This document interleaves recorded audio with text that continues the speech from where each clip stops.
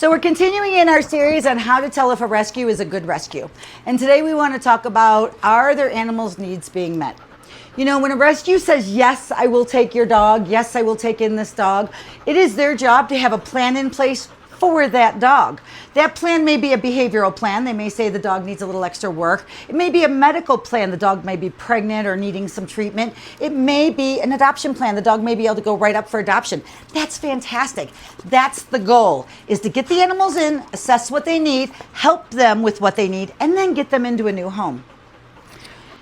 Would it surprise you to know that dogs in animal shelters or humane societies, their average length of stay is 35 days. 35 days, 1 month. Puppies shorter, adolescents a little longer, but it averages out to 35 days. Rescues, way longer than 35 days. And are we really rescuing dogs if we drop them into a kennel, a crate, a foster home, a facility, and then just let them sit there? That is not quality of life. If a dog is under socialized, they need socialization.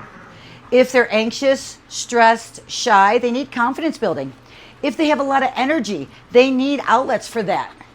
They cannot just sit in a box. That is not rescue. Now, that's not to say that there's not long-term dogs in every rescue. There's going to be long-term dogs, a handful of long-term dogs in every rescue facility, long-term cats, long-term animals. But it shouldn't be the norm. Everyone there should not be there for more than 6 months, 9 months, God forbid 3 years. That should not be the norm. That is not a rescue. We call that warehousing in animal welfare.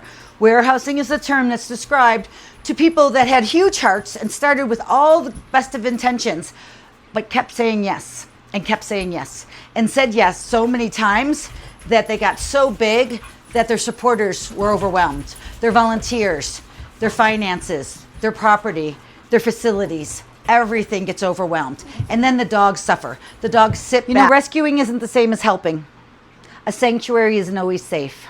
Please know that these terms can be thrown around so haphazardly. I've seen dogs suffer more in so-called rescues and sanctuaries than I've ever seen anywhere else. Please do due diligence and make sure the dogs that are already in their care are getting the time and quality and attention they deserve